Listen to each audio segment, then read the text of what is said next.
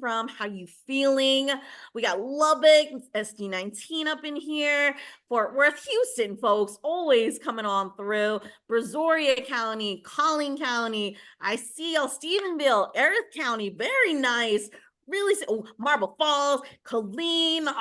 This is such a great space. So with that being said, we are going to be starting our election debrief very, very soon. Keep dropping into the comments and hyping each other up. Honestly, again, this is our safe space. This is where progressive Dems get stuff done and are excited to continue doing it together in community. And with that being said, I'm going to pop it over to Clayton. Well, thank you so much, Nicolette, and thank you all for being here on a Saturday afternoon. We hope you will enjoy your time, and without delay, let's get this show on the road. So I will be passing the hat to my good friend Julio, who will be reading us in our agenda. Hi, everyone. Julio Acosta here from Dallas. Basically, we're going to start with talking about the Texas Democratic Party chair race with Nicolette Ardiente. Rise of the Global Right with Clayton Tucker.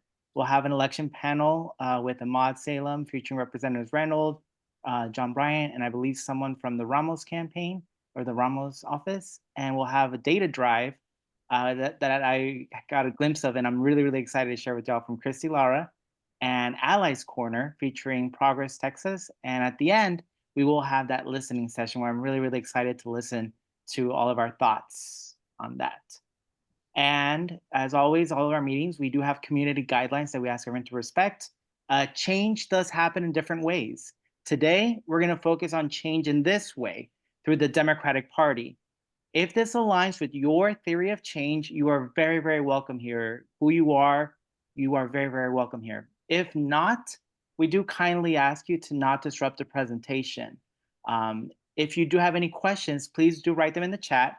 And if you have further questions or anything else, please do email us at info@texasprogressivecaucus.org. Passing it back to Clayton, I think. Thank you so much, Julio. So for a lot of folks, this may be your very first Progressive Caucus meeting. You never even really heard of the Progressive Caucus. So I'm going to give you a very quick debrief of who we are, and then we will get right into the show.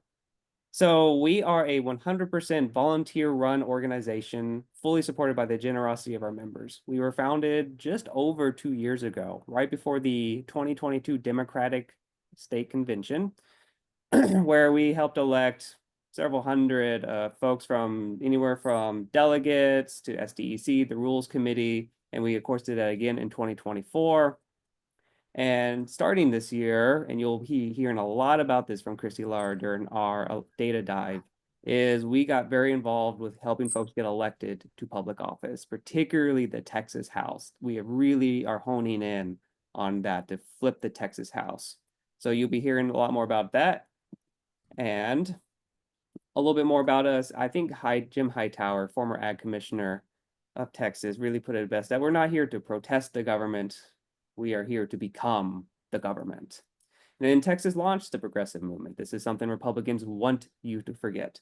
It launched it in the 1800s in Lampasas, Texas, where I currently am, not too far from my family's ranch, where, as you'll see, some critters, some like goats and donkeys and things, and those are all mine. So those are very real animals.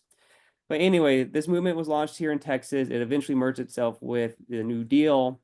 And our ideology is very, very simple, and that is leaving nobody behind. No one should be left behind in healthcare, in education, in the economy, in housing, civil rights, or democracy itself. And for us, our main ideology, if you really want to get down to specifics, is FDR's second Bill of Rights. The right to a job, to an adequate wage and decent living, to a decent home, to medical care, to economic protection, and of course, good education. And that should be for everyone. So again, we'll be previewing a number of things. We will be talking about TDP chair resignation and a whole bunch of other things. So without further ado, I want to pass the hat back to Nicolette to talk about the latest breaking news that broke yesterday. So Nicolette, hat is yours. All right, thanks, Clayton. Well, as if this week wasn't eventful enough with the elections on Tuesday, we, heard about the TDP chair, Gilberto Hinojosa, resigning yesterday. So if we can go on to the next slide, we really do want to take this opportunity on behalf of the Progressive Caucus to thank Chairman Hinojosa for all of his years of service. We recognize that leadership is a muscle that you have to flex year in over year. And with the SDC, as it became more and more diverse, more and more just representative of the state of Texas, we know that with the chairman's leadership over these past few years have really led us up to this great moment right now where we are again thanking him for his service and also passing the reins on to the next generation. So with that being said, the next action steps that are going to be happening is that the State Democratic Executive Committee, the SDEC, will elect a new chair in March of 2025. So a couple folks that are on this call that are SDEC members, your county chairs will also know of this information. We as the Texas Progressive Caucus will host a candidate debate sometime in early 2025, so ballpark January, February, after which our members will vote to endorse one of the party candidates for party chair, as an organization. So we'll be working to ensure that the election is fair, open, and transparent to every single member from the tip top all the way across all of our different members. So again, the Texas Progressive Caucus is committed to ensuring the vote is fair, open, and transparent, both for our endorsement and for the SDEC. Only SDEC members will be able to vote in will be able to vote in this election in March, and the new chair will serve until our convention in 2026 in Corpitos, in Corpus Christi. So with that being said, we'll go on to the next slide. If people want to vote, if y'all want a chance to really weigh in on what this endorsement looks like as the Progressive Caucus to endorse the next party chair, please join us as a member. We're going to be dropping a link in the chat, texasprogressivecaucus.org/membership, where you can sign up to be a member today. It's real easy. And honestly, you get to be in a virtual space, maybe even in-person spaces with other progressive Dems that are excited about doing this work. So again, if you want to be a part of this endorsement process, you need to be a member of the Texas Progressive Caucus. With that being said, the last thing that as we prepare for our endorsement process and really what that town hall looks like with the next TDP chair, we're fielding from y'all. What are some questions that you want to hear from the candidates? If you want to hear things about how, they are going to interact with staff or different clubs and organizations all throughout the state, those will be opportunities that you can put them through our TDP chair survey. So there will be a website, texasprogressive.org/PDP_chair_survey. I know that's kind of long, but we'll also be putting that into the chat so that way y'all have easy access to it. We really do want to hear all of your different recommendations that you have and really help inform us as we get into what'll be the next party chair. So at this time, I'm going to go ahead and we'll go on to the next slide. I'll give it back over to Clayton. Thank you so much, Nicolette. So let us continue. So we are going to quickly be talking about the rise of the global right, how this fake populism is taking hold of not just the United States. This is happening across the world. It is truly a global movement. It's happening in Europe. It is happening in Asia, though a little bit to a lesser extent there. We're seeing it in Africa, particularly South Africa. And of course, the Americas. Canada's far right is on the move. Brazil had its own January 6th. And Argentina is right now implementing its own version of Project 2025. So, and of course, as we all know, it is very much alive and well here. And I mean, this has really been a pretty rough year for a lot of the governments of the world. So basically, you'll see this graph, and for everyone listening in, I'll try to do my best to verbalize it, that since the 1950s, this is the worst year for incumbent parties or candidates ever. And unfortunately, most of these parties are either center or left. So we're really seeing a surge of the far right across the world. So why is this happening? Well, one of the reasons we believe And there's a lot of reasons, but it's partly because of what we like to call the revenge of NAFTA and big business, and how the New Deal was dismantled. You know, free trade ushered in an era of basically was called a spade a spade. It was corporate colonialism. You know, free trade like NAFTA and other deals gutted communities across Texas, the USA, and other countries. Think of East Texas, former steel country. You know, they once you sent over steel mills, which was technically Reagan, those communities started falling apart. The mills shut down, the restaurants shut down, everything started going down. And a lot of these free trade deals actually include mechanisms to overturn local laws. And you're seeing that in Canada, you're seeing that in the Americas, you're seeing that even here. And including with big business, we stopped enforcing antitrust laws. And all of this is very much creating more and more inequality within the United States. And of course, there is a bunch of other issues. Unlimited money in politics, on social media, as we like to call it, fake news, that became particularly a problem after, unfortunately, it was President Clinton who removed the fairness doctrine. And our community's breaking down, our education system's been breaking down, and there's been a whole lot of other things happening. And this all leads to a rise of inequality.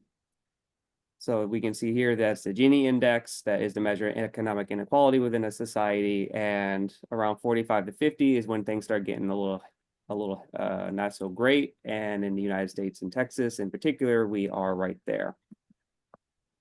So what do we do about it? You know, if our fundamental belief is that the reason this is happening is because inequality is getting too high, then we have to tackle that issue. And progressive populism is that answer. It lowers inequality and can create class solidarity.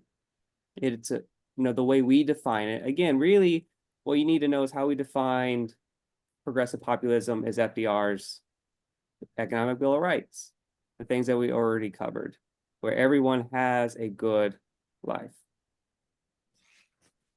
And this is a quick note to all of our progressive friends who wonder if we should still engage with the Democratic Party. And I think this is something we have to address head on as progressives, is that we believe in victory through the Democratic Party. Because the progressive populist, this movement, has had many forms since the 1800s.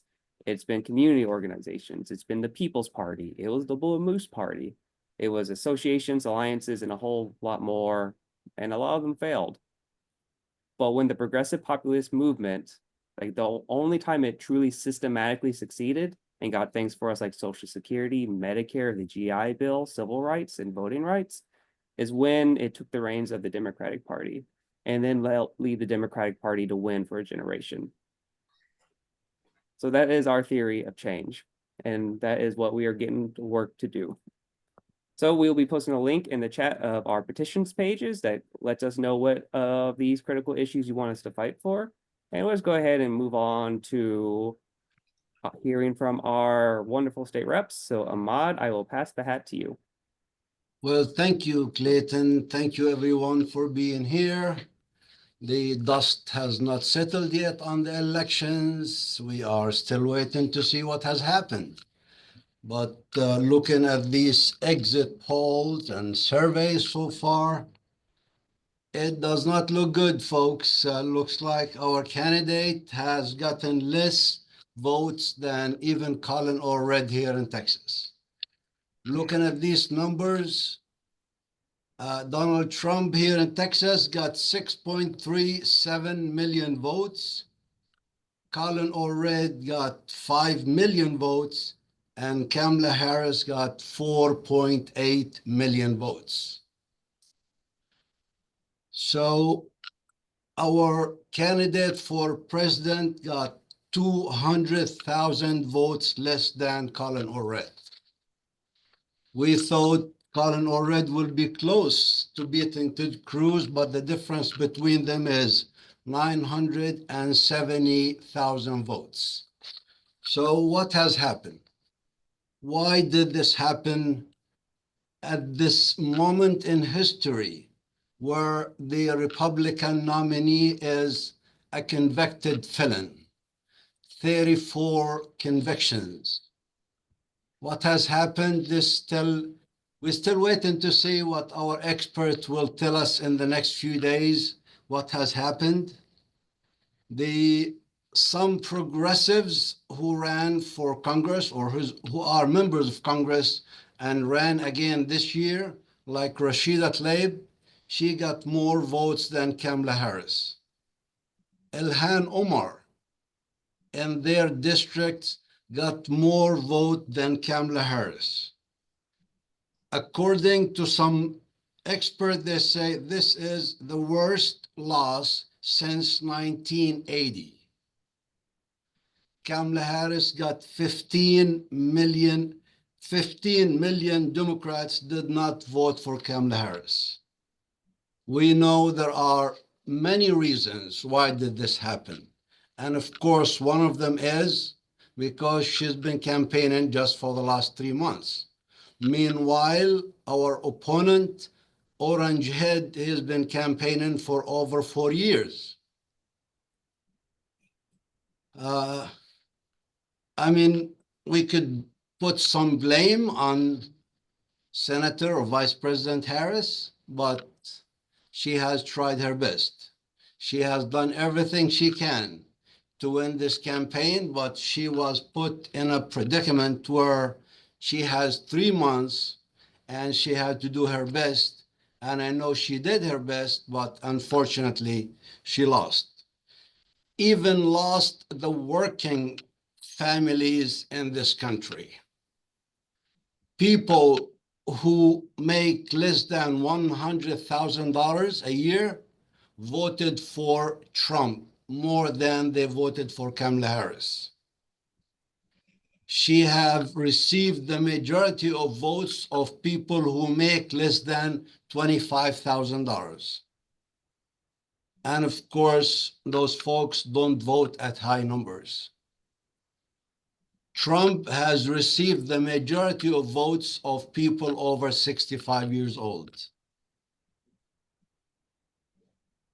There was many mistakes made during the campaign and many mistakes during the DNC and the convention.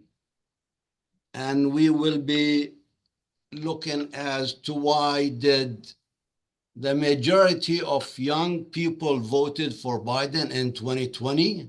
Meanwhile, they did not vote for Kamala Harris in 2024.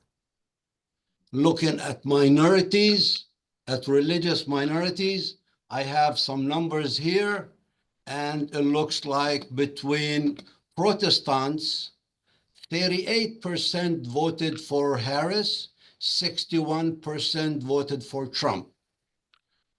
Between Catholics, 44% voted for Harris, 54% voted for Trump. Mormons, 33% voted for Harris, and 63% voted for Trump. When you go down other minority religious folks, the Jewish community, 66% voted for Harris, 32% voted for Trump. The Muslim community, 63% voted for Harris, 32% voted for Trump. Now, there has been some exit polling, and it is very similar to this. So let's go to our panel. We have with us Representative Ron Reynolds from Houston, representing House District 27, Representative John Bryant, representing House District 114 in Dallas, and think Rep. Ramos, House 102, House District 102, she could not be with us, but I think I see Cody, the Executive Director of the Texas Legislative Progressive Caucus with us, and I believe I saw Representative Vicky Goodwin, House District 47 with us also. So let's ask the question, what has happened? Why did Harris get less votes than many other candidates, including Colin or Red? How about we start with Rep. Reynolds? Can you give us your insight, please? Well, good afternoon, everyone. I want to thank you for the introduction and leading this panel. I want to thank Clayton, our great leader, and all of the members of the Texas Progressive Caucus. I'm still dismayed. I'm still in shell shock from the results on Tuesday night. Like many of you, I was very enthusiastic about a blue wave, a Democrat trifecta, not only the White House, but I thought we would maintain the Senate and we would have a Speaker, Hakeem Jeffries, because the Democrats were able to take the House. We failed miserably. We're still doing a post-mortem, but it's important for us to not throw in the towel, but to really reassess where we are, what happened, what went wrong. When you see the demographics, we lost Hispanic men pretty strong. I mean, Hispanic men went with President Trump. We saw it in Texas, where many of our Hispanic counties went Republican, down ballot, not just for president, but down ballot as well. We saw it all across the country. And black men voted in higher numbers for Donald Trump than they had in recent past. And so many people were uninspired. Many progressives stayed home. And so there's a tendency for the uh, the chattering class and the establishment to say, "Oh, we need to retreat from progressive values. We need to go more to the right. We need to silence the voices of the progressive movement." And I want us to resist that urge. I think that we need to, and this is me speaking as a very proud progressive. I think we need to embrace it.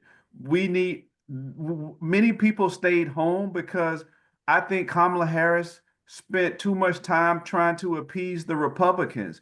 In fact, the results so far showed that she received less Republican votes than Joe Biden did.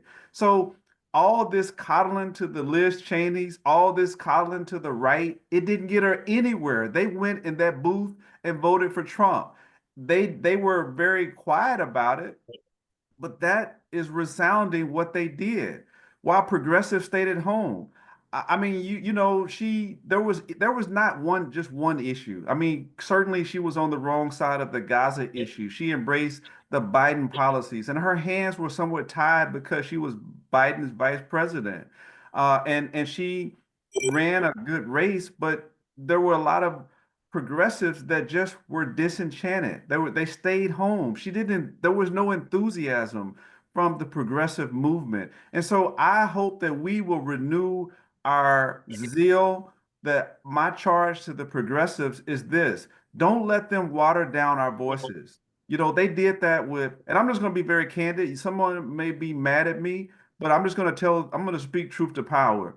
They did that to us when we had Colin Howard. We know that Roland Gutierrez, in my opinion, would have been the stronger candidate in the general election against Ted Cruz. Roland Gutierrez would have motivated more people to get out and vote. But we went with a more moderate candidate. It didn't get us good results. And so I'm happy you pointed out the results of Rashida Tlaib. I'm happy that you pointed out the results of other progressive candidates that did extremely well, because guess what? They fired up their base. They had young people that were willing to go out and vote and knock on doors. They had people that were from minority and other underserved communities that saw a champion. So my plea to this progressive call is that let us not retreat. We have to lick our wounds. We got our asses kicked, but let's not give up. We have a opportunity with a new chair of the Democratic Party. We have a new vision, and I'm thinking that the reason why we didn't do as well is because we didn't have the enthusiasm from many of our progressives that felt disenchanted. There wasn't much talk about raising the minimum wage. There wasn't much talk about policing reforms. There was no talk about a ceasefire. And so I think that was part of the miscalculus, over abundance of trying to reach out to folks that were never going to vote for her from the right. Thank you, Representative. Definitely, the numbers shows, yes, Latinos have not come out, and the ones who came out, they voted I believe the last number I saw was 46% voted for Trump. Progressives, a lot of progressives did not come out, and some voted for Jill Stein.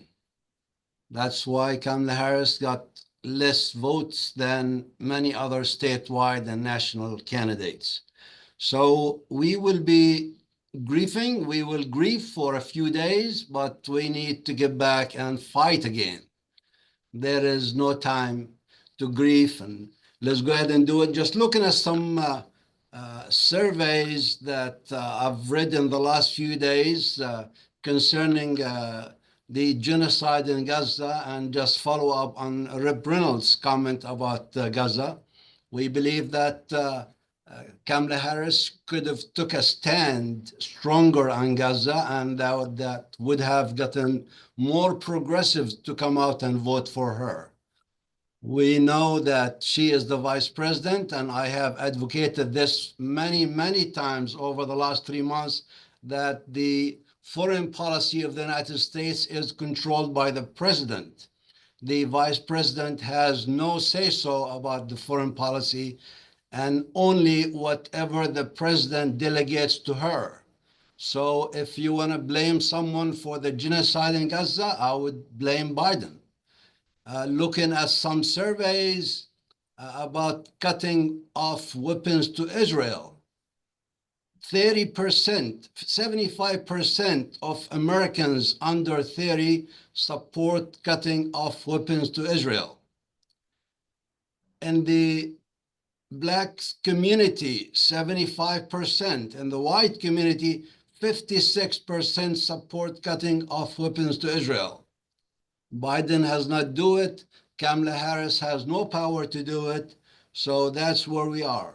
We'll go next to Representative Bryant, if you wanna give us your intake on it and what has happened in this election.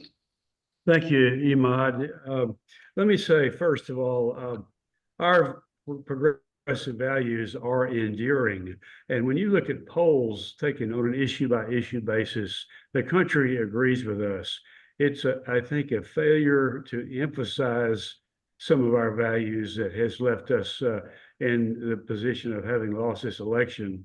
When 2/3 of all the wealth in the country is owned by the top 10%, and when people's lives are not better in spite of increased productivity in the country, in spite of a widespread prosperity that is shared unequally, you're going to have people that are not going to be paying attention to some of the social issues because they're worried about their immediate situation.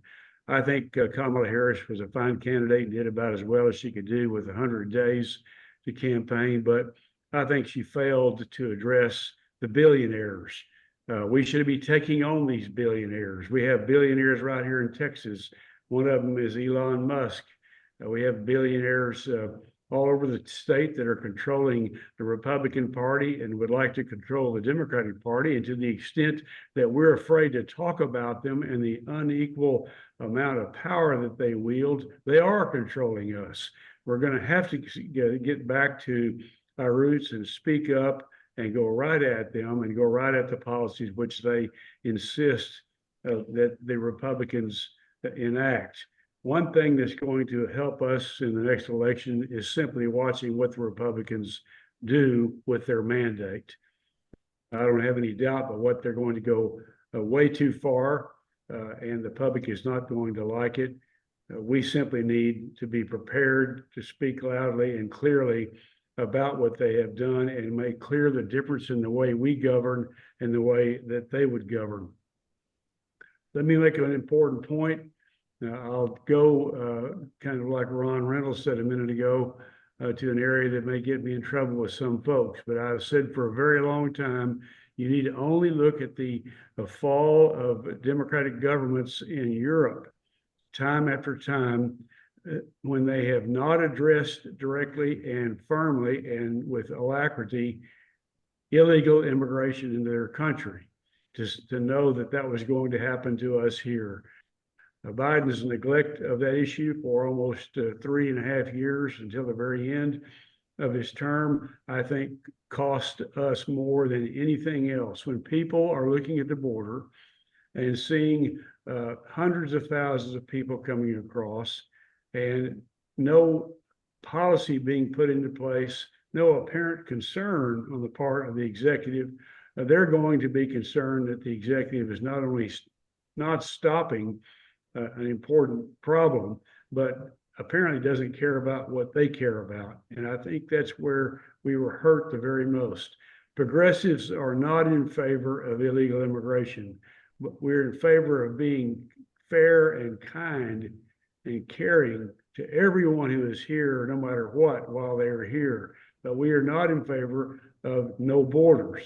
However, the way in which this issue was handled allowed the Republicans to get away with saying that we're for open borders and we are unconcerned about the wave after wave of illegal immigrants into the country. Finally, let me say this. How we decide to go forward is going to be determined a great deal by, and how the public sees us, by the Texas legislature in the upcoming session beginning in January. The Speaker of the House is going to have to be elected.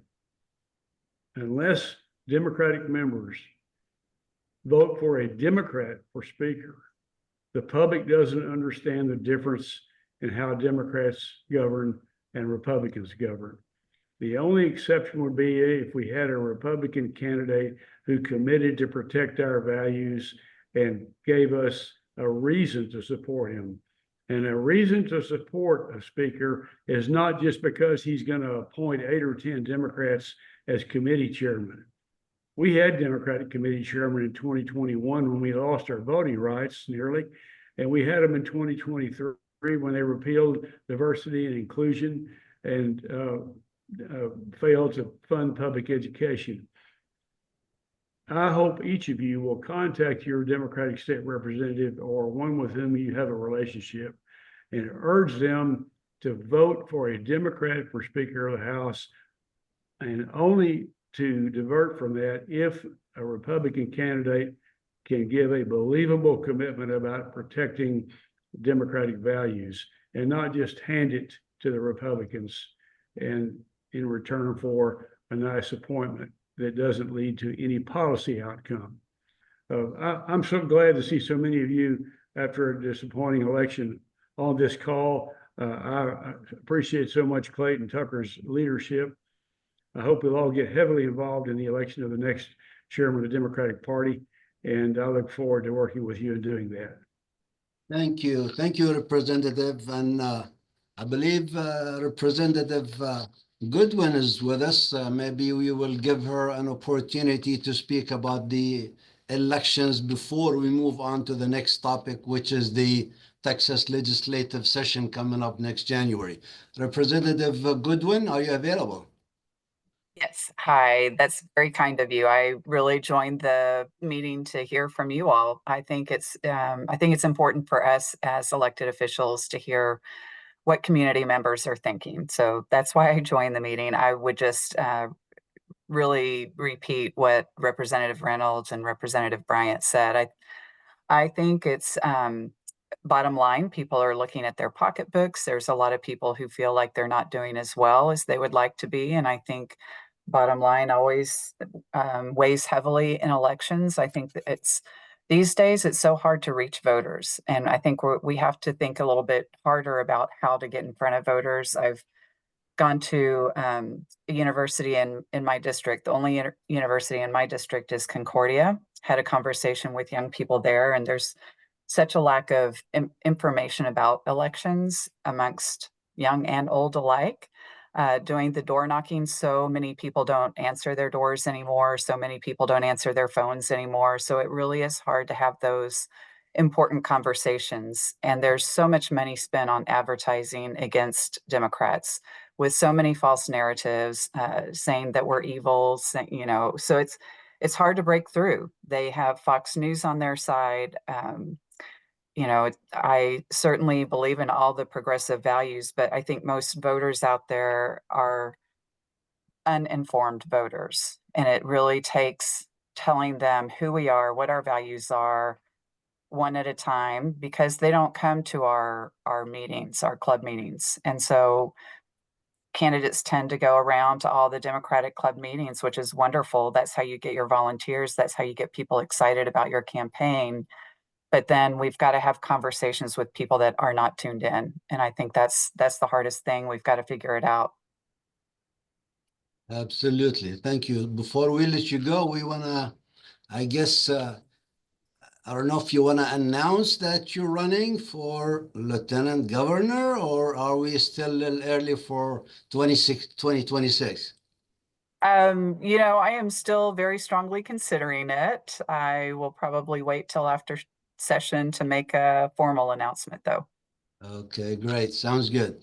Thank you. Thank you for your input. And back to what Rep. Bryant talked about is a Democratic Speaker of the Texas House.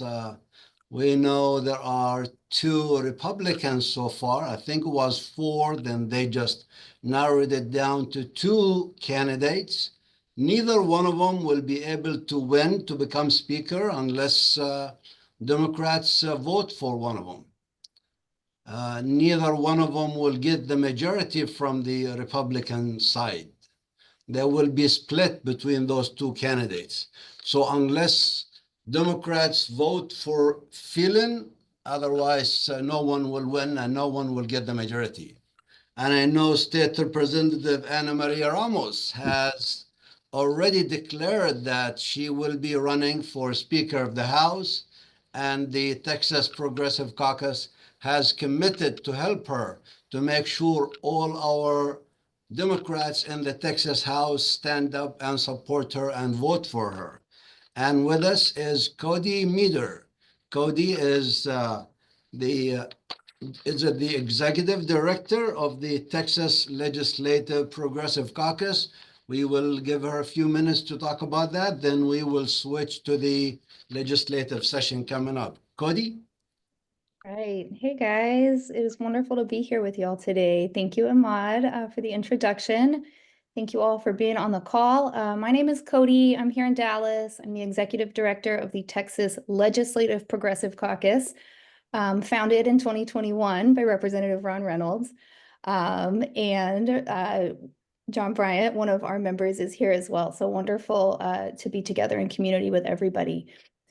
We are a bicameral community of legislators in the state house and state senate who are committed to working for policies that benefit working families and advancing a progressive vision for our state.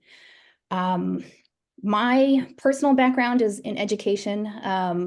It's been a pretty tough week. That's an understatement. I've been reflecting back on, I served as a middle school principal through the pandemic, and the feelings I've been feeling this week have taken me back to some of my most challenging moments in school leadership. And I've been thinking about how we, had to reground in our community, our calling, our purpose, and our values, and the things that anchor us to what we do. And so that's something that I've really been holding on to this week. And I hope all of us are able to find those grounding values and callings that help us regroup. And while we grieve, while we feel, think about where we go next. I'm going to very quickly drop a link to the Progressive Caucus here in the chat, the Legislative Progressive Caucus. We are relatively new. We were founded in 2021, became bicameral in 2023. And we are hosting our very first ever fundraiser in a couple weeks in Dallas. There are a few ways that y'all can help out our community of legislators who are fighting this good fight. Number one, the biggest ask I can make and the easiest ask is we would love for you to join our email list. We are starting to build out our base, introduce the Legislative Caucus to the community. And so if you click on that link and go to the homepage and just scroll all the way down on the homepage, there is a place where you can sign up if you're willing to receive our emails. Just like your state representatives and senators, as a legislative caucus, we are bound by restrictions on fundraising. So we can fundraise up until 30 days prior to the legislative session. And then after that time, you will not receive any fundraising emails if you sign up for that. During legislative session, everything we send will be legislative updates and opportunities to help fight this fight. And our goal really is to build a two-way means for communication between the community and your representatives in the state ledge. So we're really hoping to provide good information, good quality updates to those who sign up for our list. If you have the financial means, we would very, very much appreciate even a small contribution. We are going to be collecting some of our first financial contributions ever as we kick off some fundraising for the next few weeks until that moratorium starts. So we are making humble asks for Kickstarter donations towards the caucus. I know it has been a long and grueling election season, and most, if not all of us on this call have given our time, emotional bandwidth, and financial resources. So of course, all of us are making, decisions that are best for each of us. And, a sign up on that email list goes a really long way. However, if you are able, there is an online contribution link on the website. We have our first fundraiser in Dallas, which you'll see on the homepage of the website in just a couple weeks. And then we are going to get a second community fundraiser event on the calendar for Houston. So keep an eye out for that. And that'll probably be the first week of December. These community fundraiser events, they do not have a minimum or required contribution. They are just as good of an opportunity to come be with like-minded folks, just like this call. And, kind of get that motivation and boost to remember that we have each other, we are worth fighting for, and we have warriors in the state Senate and House that are fighting the good fight. So even if you are not able to make a contribution, don't let that prevent you from coming to one of these events if that's something that you're able and would love to do. With that, I think I want to really leave the group with sort of two things that I think are going to be required of us as we look forward. We are going to have to assume a defensive posture and work really hard to hold the ground that we have. And that is not new for us in Texas, but it is now true at a much bigger scale than I think it was before Tuesday, right? And there's a lot that we want to fight for that we have not had in a long time in our state. But for now, we are going to have to fight really, really hard to keep what we have. And then simultaneously, I think that all of us on this call have to be the voice for a progressive vision, progressive values, and really making sure that progressivism is not scapegoated as the reason for the losses this week. And we have to make sure that our elected officials at all levels, municipal, state, county, know that the voters support policies that support working families. And we have to sort of draw this bright line, thinking of that educator. I'm certain I have many educator colleagues on this call.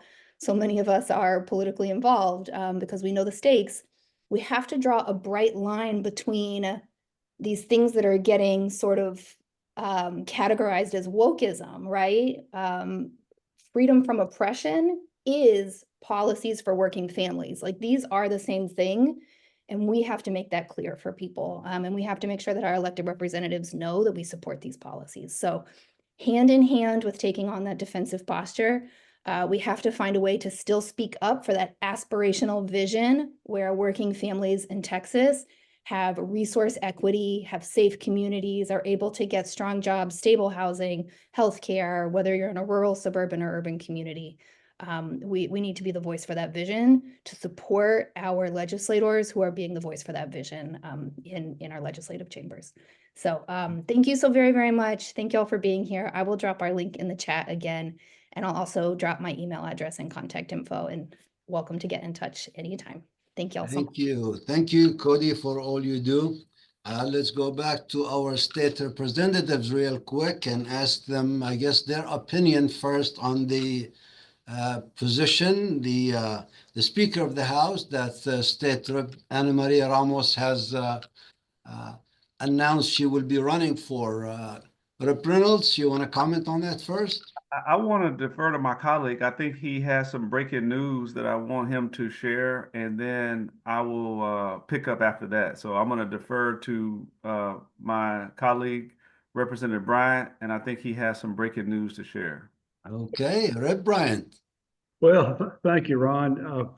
Anna Maria had to withdraw because her daughter became critically ill and was really near death for several days, and in fact had a organ transplant in the last 4 days, and is doing well, but she had to step aside in that regard.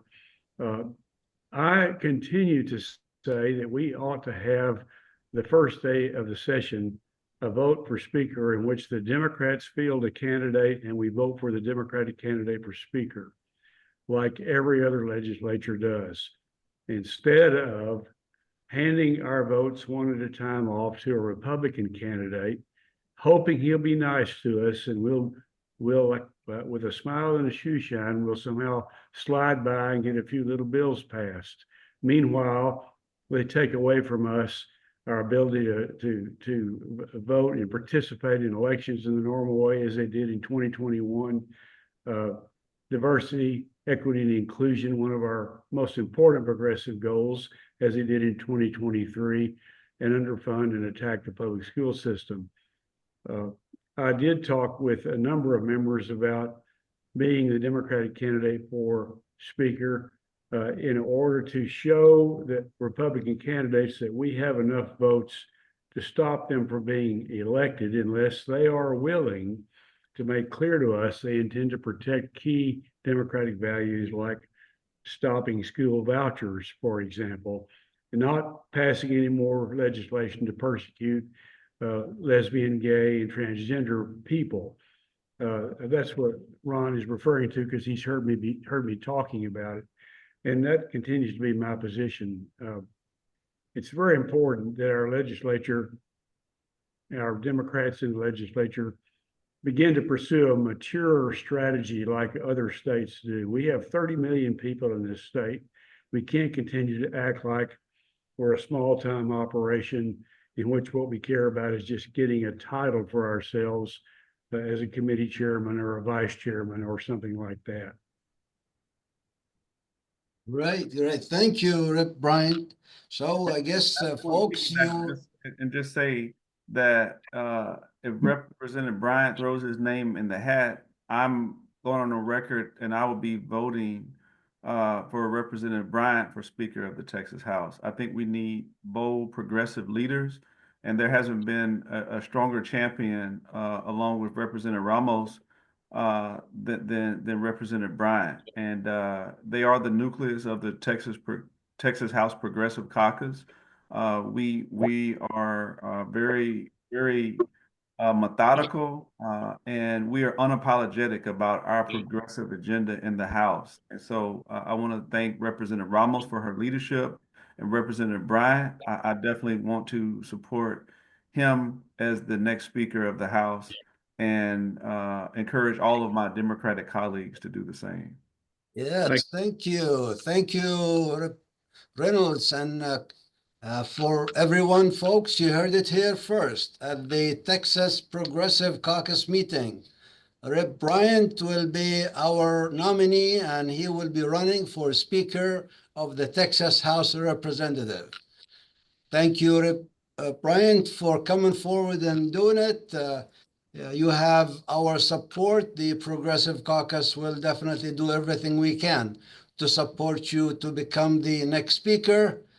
We appreciate it. And the last thing I want to mention before we move on to the next segment, the Progressive Caucus will be holding a progressive lobbying day in Austin. We will be going to Austin sometime, probably February or March. We will be in touch with our representatives and arrange the whole program. And I want to thank all of you for being here. Thank you. Thank you for having us. Let's stay fired up.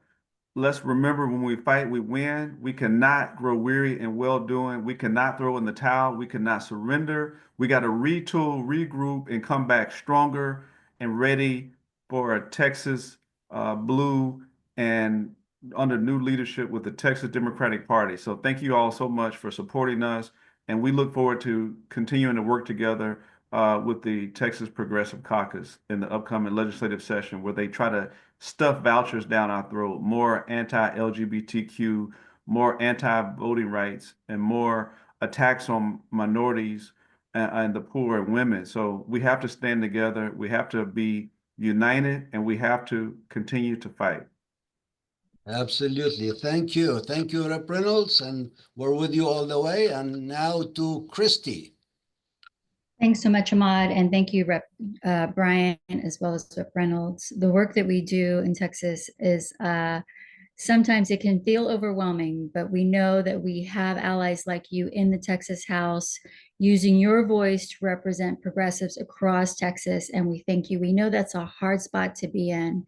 From that, what we want to talk about now is a lot of the debrief that we've gone over so far is really looking into what happened. And we really want to learn, take these lessons and learn from them and push forward.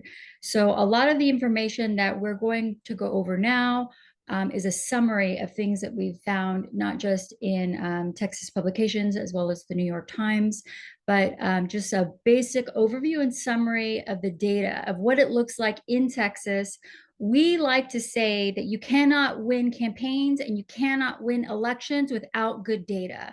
We live in the age of data. Data is the new gold. It is the new currency in this modern society. And we as Democrats need to learn that. We need to get that. And we need to become that modern party that focuses in on not just big data, but micro data, knowing who our voters are, where our voters are at, what our voters are doing, and most importantly, what our voters want. We know, as you will see in slides to come, what the voting population did. We know what they've done in the past, and we have an idea, as you've heard from our guests earlier, of what they'll do in the future. The question becomes, how will we mobilize our group to ensure progressive wins in the future? And if I could get the next slide on the deck, we'll go over some a basic summary here. But much of the work that we've done, as you guys well know, have been in the power. We've built the Progressive Caucus from scratch. We've also built the Progressive Foundation here in Texas, starting in 2015 and continuing on through today. But our work didn't stop. We are a constantly evolving and moving group. In late 2022, when we were just 3 months old, we've polled our members. We are member run, y'all. That means that if you are a member, we vote on the actions that we take, your caucus, your vote. Our founding members said they wanted the TXPC to expand our focus from convention organizing, but also include GOTV work into the election. 88% of our members said they wanted us to do that work. From the 2024 primary in March, we contacted roughly 89,000 voters, helping to elect Cassandra Hernandez and Representative Lauren Ashley Simmons, as well as Senator Molly Cook. From the 2024 general in November, we contacted 280,000 progressives across 55 districts. Though none of those districts we contacted flipped anywhere across the state, we helped to hold 2 of the most important districts in the state. We want you guys to know that we are a 100% volunteer-run organization without any paid staff. It is our goal and our first go-around with working a general election this November. We are proud of every single one of our volunteers, hours of work, days of work, weeks of work, some of us years of work, and we're grateful to every single donor who helped contribute to the work that we're doing here in this state. Our team should be proud, and I want to give a sincere and genuine thanks to all of us who are here on the call, part of the advisory committee and the executive committee. With that said, this is our first going into general election action. And we were on a mailer, which, you know, we like to think we made it. They're paying attention to us. And on the mailer, it says, in case you're listening and not able to see your screen, Why are progressives and liberals that support open borders working so hard to get Denise Wilkerson elected? Question mark. They know she will be a rubber stamp for their radical, and then it's got in bold, eerie print, open border agenda.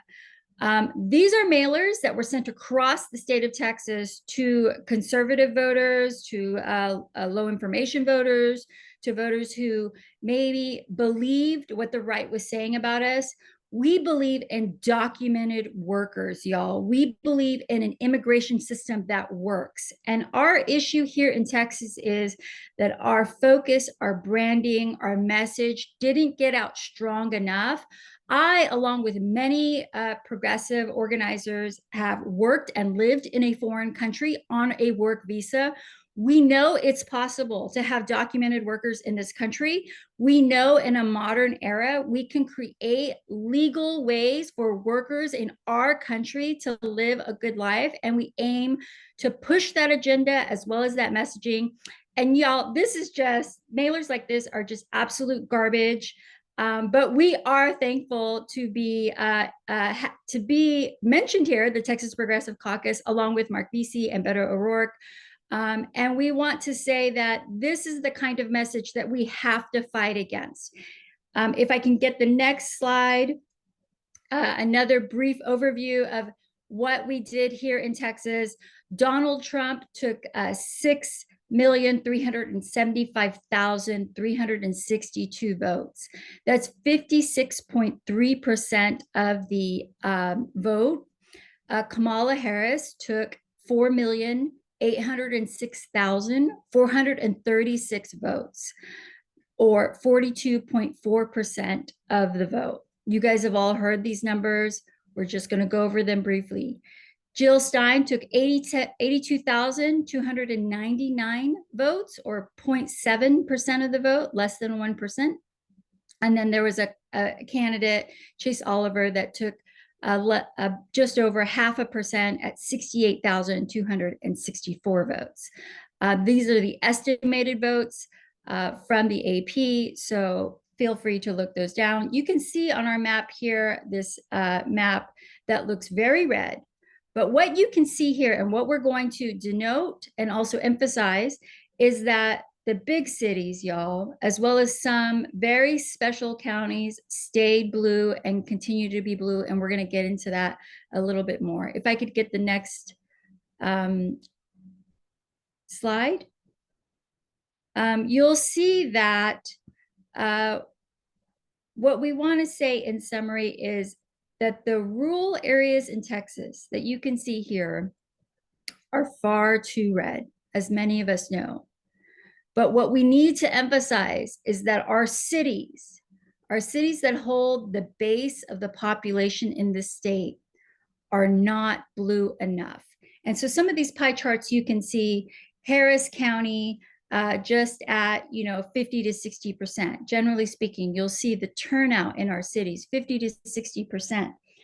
In our largest counties, Bexar County, Travis County, Williamson County, Tarrant County, Dallas County, Denton, Collin, El Paso, shout out to El Paso, doing a pretty significant number, but still their count is just about 60%. So 61% of ballots that were cast had nearly a 6% drop from the 2020 presidential race.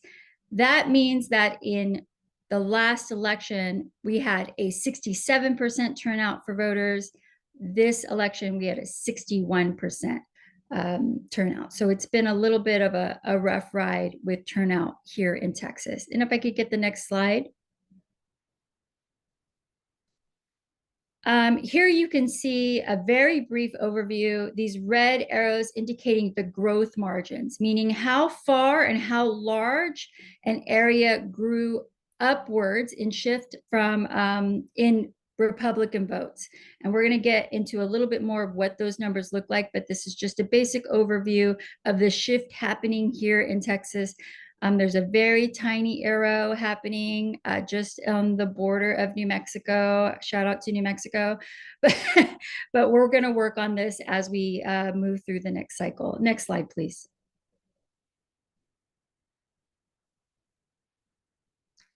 So on this next slide, Trump has increased his support across the electorate. Again, you can see the red and blue arrows here, shifted Democrat versus shifted Republican. The size of the arrow indicates how much it shifted. You can see at the very top, Republican margins by percent.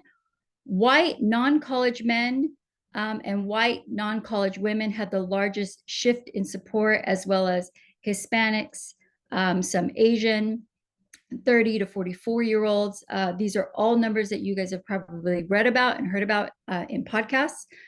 So that's just a brief overview of it. If I could get the next slide. Here's a brief overview of through the years. We can see in 2016, when our fearless leader Bernie ran, Texas had some pretty solid blue areas, and we were pushing to make it even more blue. What you'll know, many of you know, is that Bernie barely lost in 2016 here in Texas.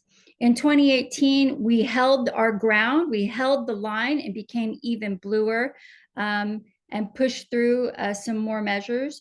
2020, you can see it's a little bit more mixed results, but we're still holding the line as much as possible, but you can see some areas turn to light pink.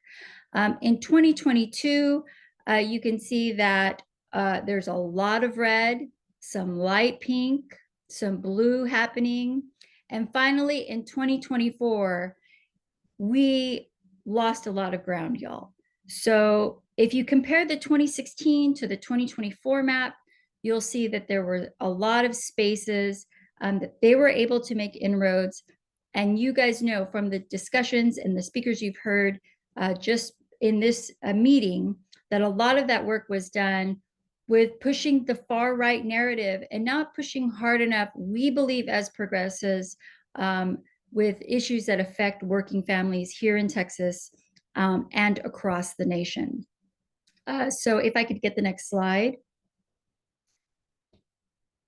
Here you can see another basic overview, Trump with his totals compared to Clinton, 4685 to 3877. These are just brief overviews. And the US Senate overview, Ted Cruz versus Beto O'Rourke, 4,244,204 to 4,024,777. So that's, you can see kind of the difference in totals there. Greg Abbott and Beto O'Rourke, again, you can see 43, and I can't quite see that the red line is passing it, but it's just a little, and Donald Trump to Kamala Harris, you can see a significant difference, 6,375,362 to 4,806,436. What we want to say is across the state, and for those listening to us, that Texas is gigantic, and we say that all the time. But what we want to emphasize to each of us on this call, as well as people listening to us in the state, is that we have more Democrats that voted in Texas than voted in New York. That's how big Texas is. That's how many Democrats live here. Do they outnumber us? Yes. But we have a ton of Democrats. You are not alone. We make up a large majority of the state.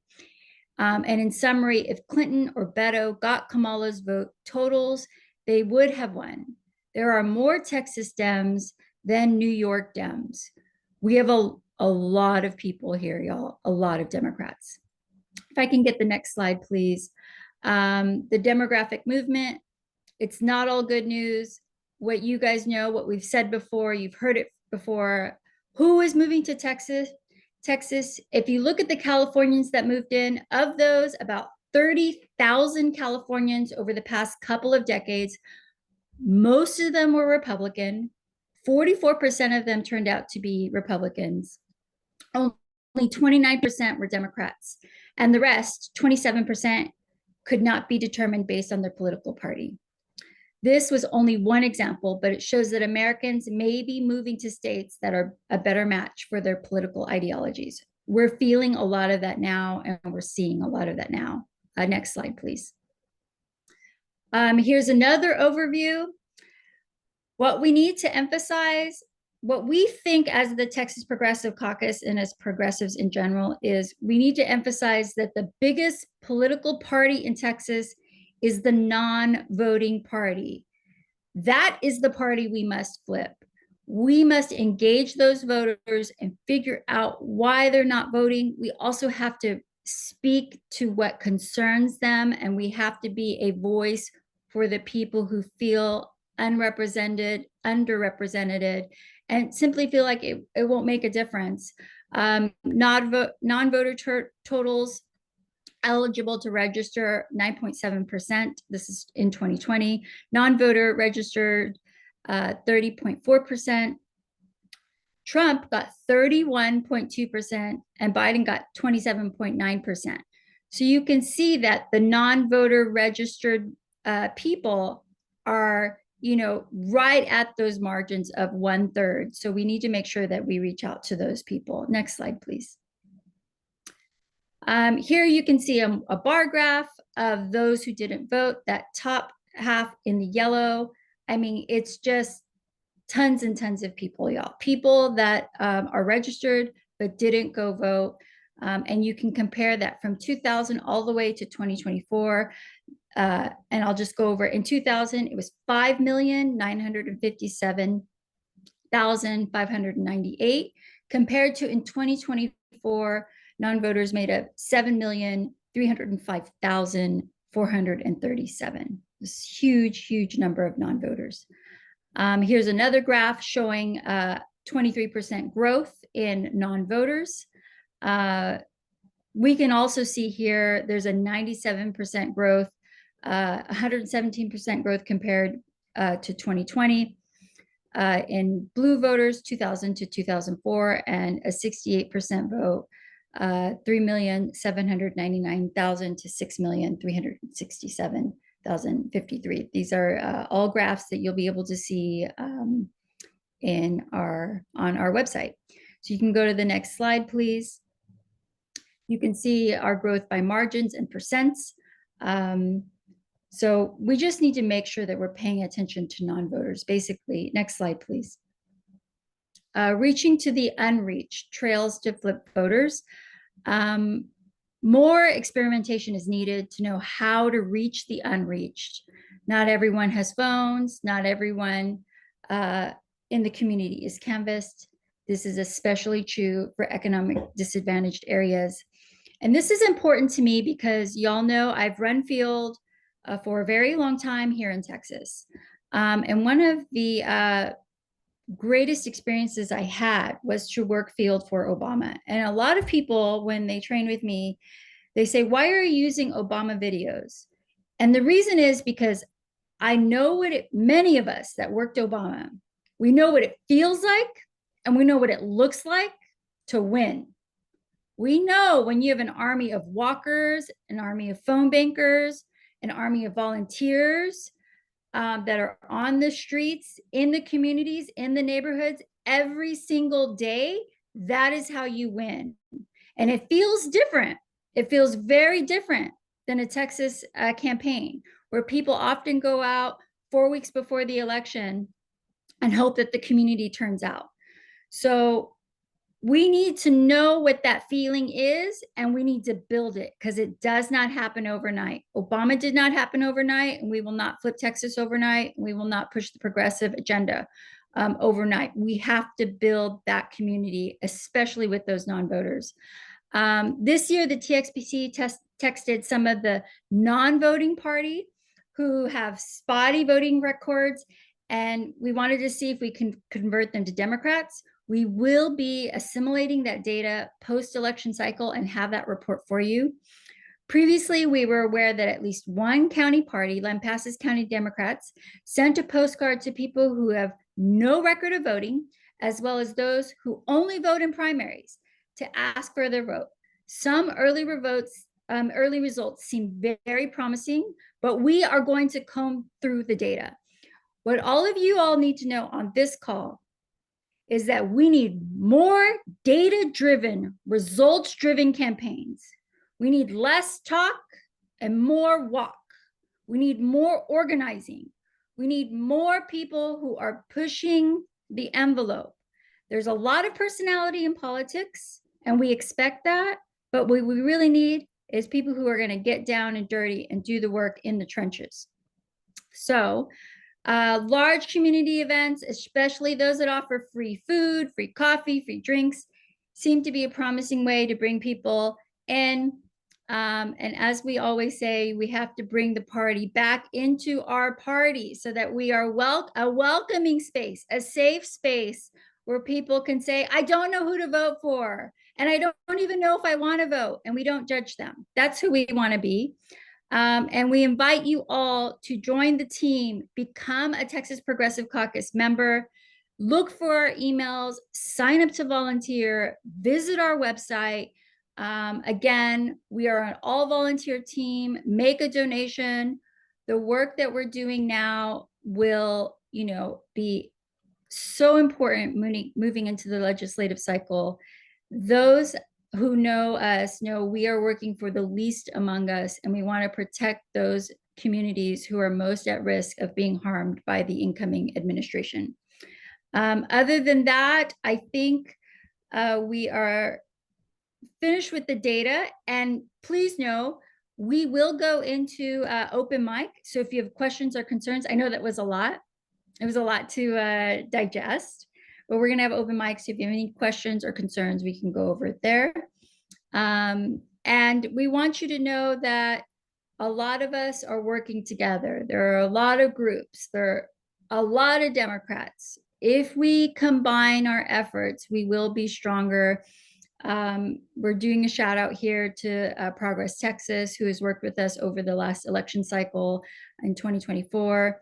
We want to make sure we grow those groups, that we build our membership, that we represent all people from all working class communities who need a voice and want to push the envelope and want to increase the number of people that we speak to.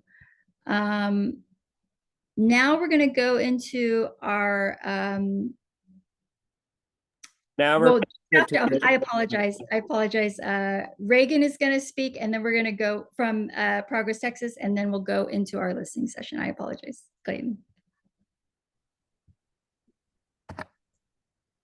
Thank you, Christy. Thank you, Texas Progressive Caucus, for inviting me. If you don't know me, I've been coming to the meetings for a good past 6 months when I first joined on as a member myself. But my name's Reagan Stone. I'm the advocacy manager with Progress Texas. I'm joining y'all from Alpine, Texas, in far west Texas.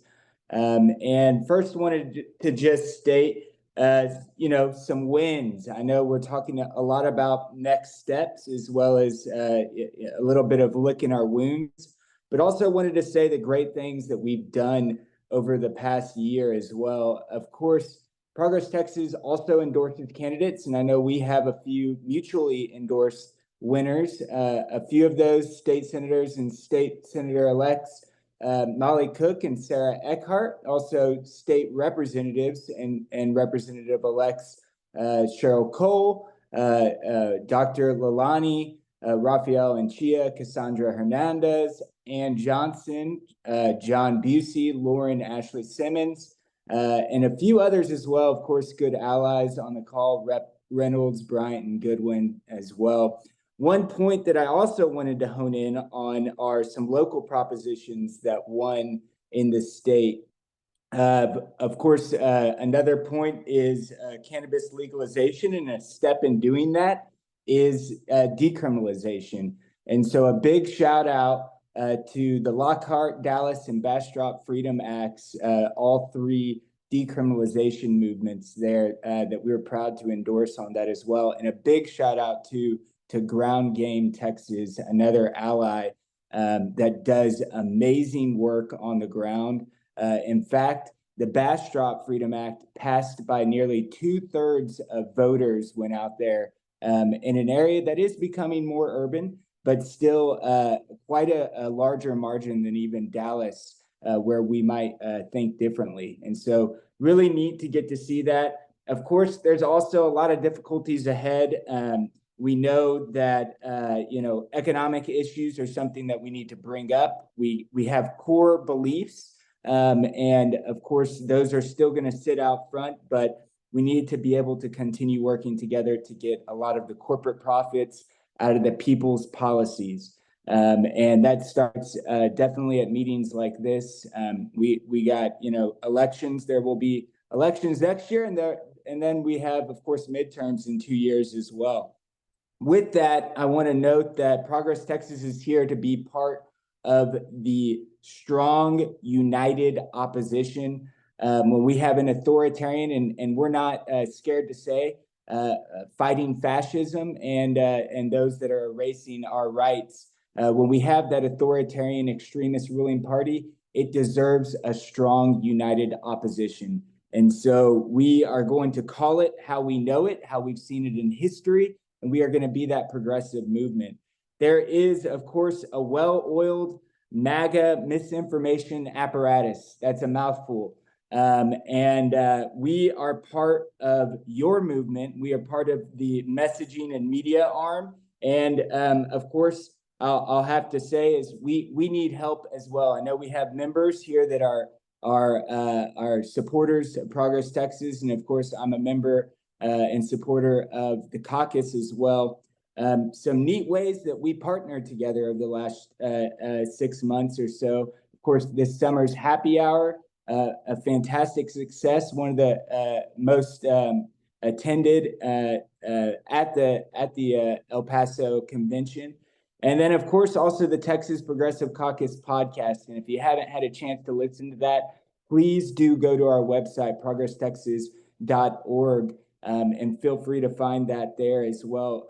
We are nearing 10,000 monthly listeners on our podcast, which just started to be a daily 5-minute news segment last year. And so we're really proud. That's grown by nearly 100% in about a year. We're also reaching about 200,000 people through our social media and other media arms per month. And so we're really proud, and those numbers expanding. Of course, we want to double, triple, quadruple that reach and continue growing this movement together.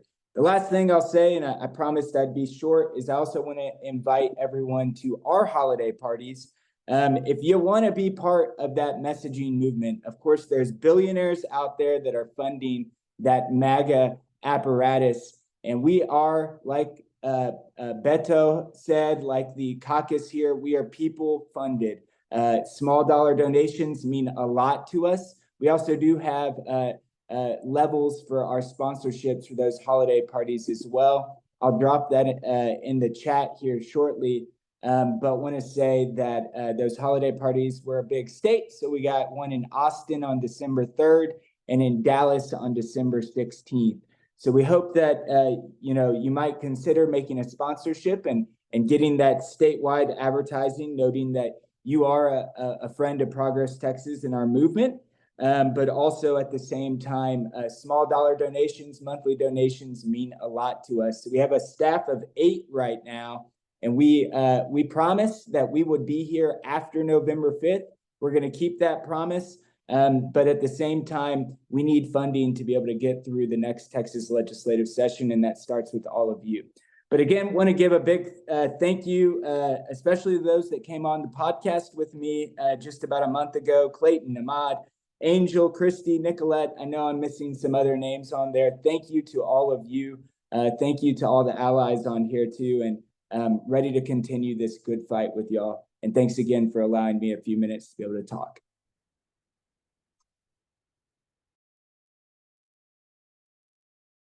Thank you so much, Rangan. We really appreciate all the work that you guys are doing, getting the progressive message out across Texas. There were some questions in the chat, and we see them, but the chat moves very quickly, y'all. So we're doing our best to keep up with them. We are just moving now into our open mic session. I think, let's see.